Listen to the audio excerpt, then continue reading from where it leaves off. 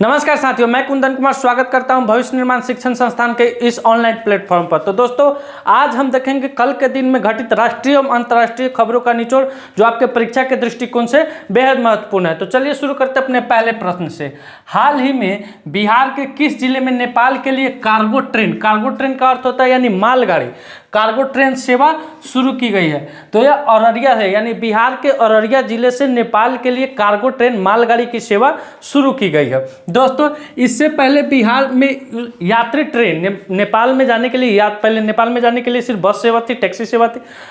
आज से कुछ साल पहले नेपाल में जाने के लिए यात्री ट्रेन सेवा शुरू की गई थी। तो यह कहाँ से शुरू की गई थी? तो यह जयनगर और कुर्था, जयनगर जो दरभंगा में पड़ता है, जयनगर और कुर्था 34 किलोमीटर है।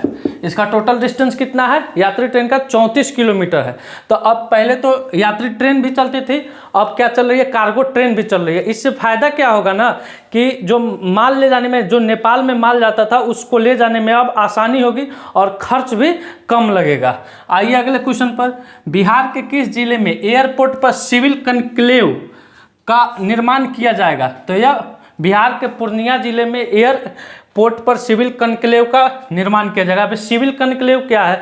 तो आप पूर्णिया एयरपोर्ट पर जाइएगा तो आपको एयरपोर्ट संबंधित जितनी भी जानकारियाँ लेनी होगी वहाँ से आप प्राप्त कर सकते हैं। इसके अलावा वहाँ पर यात्रियों की सुरक्षा, यात्रियों के सामान की रक्षा, यात्रियों के सामान को अच्छा तरीका से पहुँचाना और जो भी उचित सुविधा हो वो सब यात्रियों को मुहैया कराया जाएगा। और एयरपोर्ट से संबंधित यानी विमान से संबंधित जो भी आपको जानकारी लेना होगा तो अब आपको पूर्णिया एयरपोर्ट से प्राप्त हो जाएगी।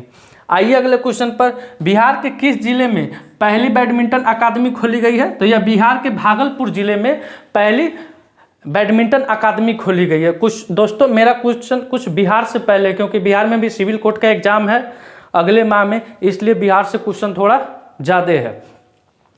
आइए नेक्स्ट क्वेश्चन पर। हाल ही में तीरंदाजी विश्व कप स्टेज 3 में व्यक्तिगत स्वर्ण किसने जीता है? तो यह अभिषेक वर्मा द्वारा तीरंदाजी विश्व कप स्टेज 3 में व्यक्तिगत स्वर्ण जीता गया है। इन्हें 2014 में अर्जुन पुरस्कार से भी नवाजा गया था। किस पुरस्कार से? अर्जुन पुरस्कार से। अब अर्जुन पुरस्कार का नाम बदलकर मेजर ध्यानचंद पुरस्कार रख दिया गया है। आइए नेक्स्ट क्वेश्चन पर। हाल ही में इंद्रप्रस्थ गैस लिमिटेड के नए एमडी कौन बने हैं? तो यह कमल किशोर जो कि इंद्रप्रस्थ गैस लिमिटेड के नए एमडी के रूप में अपना पदभार संभाले हैं। आइए नेक्स्ट क्वेश्चन पर। हाल ही में किसने स्क्वैश विश्व कप खिताब जीता है? तो यह मिस्र के द्वारा हाल ही में स्क्वैश विश्व कप खिताब को जीता गया है। दोस्तों, आप इसका स्क्रीनशॉट ले सकते हैं। आइए दोस्तों अगले क्वेश्चन से। हाल ही में रॉ प्रमुख किसे नियुक्त किया गया है? तो जो रॉ होता है, इंडिया का जो खुफिया विभाग है, उसको रॉ कहा जाता है। क्या कहा जाता है? रॉ कहा जाता है। इसका प्रमुख किसे नियुक्त किया गया है? तो यह रवि सिन्हा को नियुक्त किया गया है। किसे नियुक्त किया गया है दोस्तों? रवि सिन्हा को। इनका कार्यकाल कितने वर्ष का रहेगा? तो इनका कार्यकाल 2 वर्ष का रहेगा। कितने वर्ष का? 2 वर्ष का रहेगा। यह 1988 छत्तीसगढ़ कैडर के आईपीएस अधिकारी है। दोस्तों, आपको जानकर यह खुशी होगी कि ये बिहार के आरा जिले से बिलोंग करते हैं और इनका बचपन बीता था कहाँ? धनबाद में। तो जब ये बात कल सूचना आई कि रॉ के अधिकारी अब रवि सिन्हा जी बनेंगे तो धनबाद में और बिहार में खुशियों का लहर जो बढ़ गया। इनके पिताजी धनबाद के एक हाई स्कूल में प्रोफेसर थे, इसीलिए इनका जो भी बचपन बीता है वह सब धनबाद में बीता है। आइए नेक्स्ट क्वेश्चन पर। प्रधानमंत्री अपने मन की बात के 102वें एपिसोड में किस पद्धति का जिक्र किया है? किस पद्धति का जिक्र किया है? तो यह मियावाकी पद्धति है। अब जानिएगा कि मियावाकी पद्धति क्या है, तो जानते हैं इसके बारे में थोड़ा विस्तार से। पहले तो आप चित्र में देख लीजिए कि मियावाकी पद्धति क्या है। तो मियावाकी पद्धति जापानी वनस्पति पद्धति है, जिसमें क्या होता है ना दोस्तों कि जो मिट्टी रहता है, मिट्टी के ऊपर सूखे खरपतवार को रख दिया जाता है। जैसे गीला मिट्टी है, उसके ऊपर सूखे खरपतवार को रख दिए। इससे फायदा क्या होता है कि सूखापन, कटाव और जो छोटे छोटे खरपतवार निकलने वाले होते हैं वो नहीं होते हैं। और जो वहाँ के जो मूलतः वृक्ष होते हैं वो वहाँ से पनपते हैं और उसके बाद हम लोग वहाँ से उसको माने निकाल कर कहीं दूसरे जगह लगा सकते हैं। यही है मियावाकी पद्धति, यह जापानी पद्धति है। इसका प्रधानमंत्री मोदी जी ने अपने मन की बात 102वें एपिसोड में इसका जिक्र किया था। पिछले संडे को जो मन की बात हुई थी उसमें इन्होंने जिक्र किया था। आइए नेक्स्ट क्वेश्चन पर। रक्षा मंत्रालय ने हाल ही में 31 MQ-9B सशस्त्र ड्रोन किस देश से प्राप्त की है? फिगरवा में देख लीजिए, ड्रोन बड़ा खतरनाक है। यह USA से प्राप्त की है। कुल रकम कितना है टोटल? तो 31 गो है। कुल रकम कितना है, माने कितना में इसको खरीदा गया है? तो यह 3 अरब में खरीदा गया है। कितना में खरीदा गया है? 3 अरब में खरीदा गया। बाप रे बाप।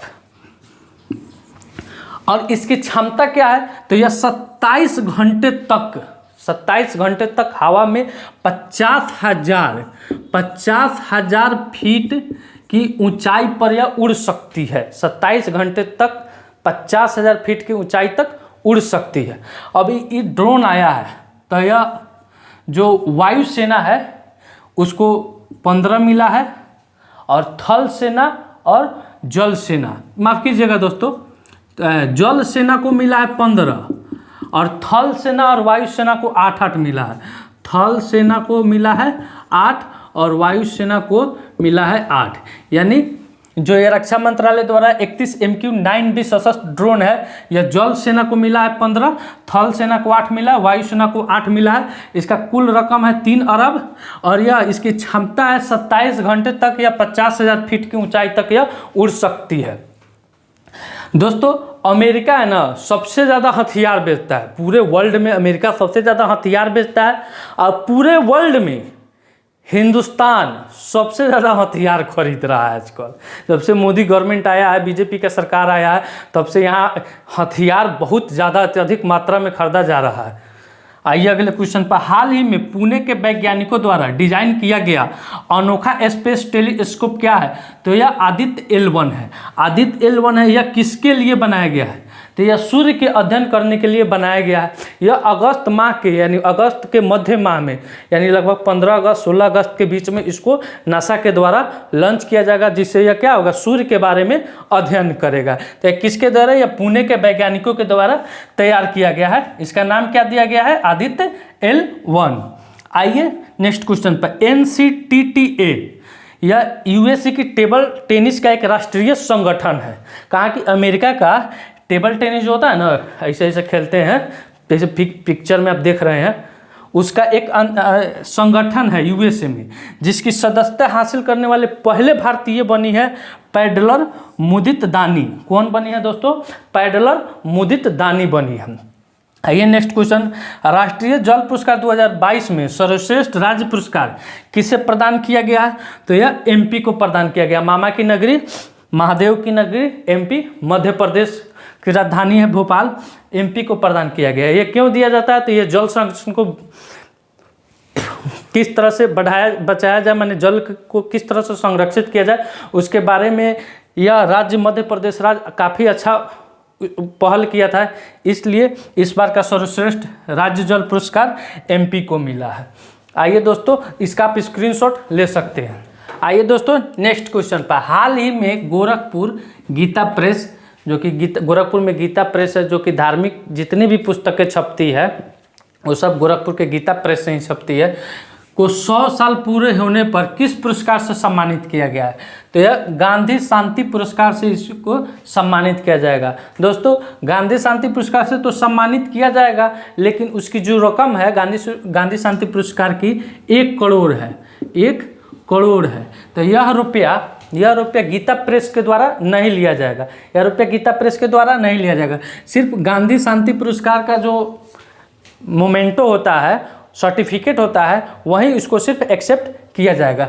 और इसकी स्थापना कब हुई थी गीता प्रेस की? तो 1923 में हुई थी। कब हुई थी दोस्तों? 1923 में गोरखपुर में हुई थी। आइए अगले क्वेश्चन पर। 66वीं नेशनल स्कूल गेम्स 2022-23 में बिहार के किस खिलाड़ी ने 78 kg वर्ग के ताइक्वांडो प्रतियोगिता में स्वर्ण पदक जीता है? तो यह बिहार के लाल अभिषेक कुमार के द्वारा यह कीर्तिमान को उपलब्धि किया गया है, जिन्होंने पहली बार ताइक्वांडो 78 केजी ताइक्वांडो प्रतियोगिता में स्वर्ण पदक जीता है। इसका आयोजन नई दिल्ली में किया गया है। इसका आयोजन कहाँ किया गया है? तो नई दिल्ली में किया गया है। बिहार के तो खिलाड़ी ऐसे ही होते हैं, देव पटकनी, किसी को पटक देते हैं, देव पटकनी। खैर कहिए कि यहाँ के खिलाड़ियों को उतना सुविधा नहीं मिल पाता है राष्ट्रीय अंतर्राष्ट्रीय स्तर पर खेलने पर। अगर जिस दिन मिल गया अंतर्राष्ट्रीय स्तर पर खेलने का मौका, अब बाबू छक्का छोड़ा देंगे। आइए, माफ कीजिएगा, अब महिला में कौन थी? तो महिला में है पूनम कुमारी। कौन है? पूनम कुमारी, 58 केजी। यो बिहार से है, बिहार के गोपालगंज जिला से, आई पटना से, गोपालगंज, कहाँ से? गोपालगंज जिला से है। ठीक है, ये भी, इन्होंने भी स्वर्ण पदक जीता है। तो अभिषेक कुमार भी स्वर्ण पदक जीते हैं और पूनम कुमारी भी स्वर्ण पदक जीती है। ये जीते हैं 78 केजी और ये जीते हैं 58 केजी ताइक्वांडो प्रतियोगिता में। आइए नेक्स्ट क्वेश्चन पर। हाल ही में फाइनेंस ईयर 2022-23 में पवन ऊर्जा अपनाने में कौन सा राज्य शीर्ष रहा है? तो यह राजस्थान राज्य शीर्ष पर रहा है। कौन सा राज्य शीर्ष पर रहा है? तो राजस्थान राज्य शीर्ष पर रहा है। सेकेंड में कौन है? तमिलनाडु। सेकेंड में कौन है? तमिलनाडु। और थर्ड में कौन है? गुजरात।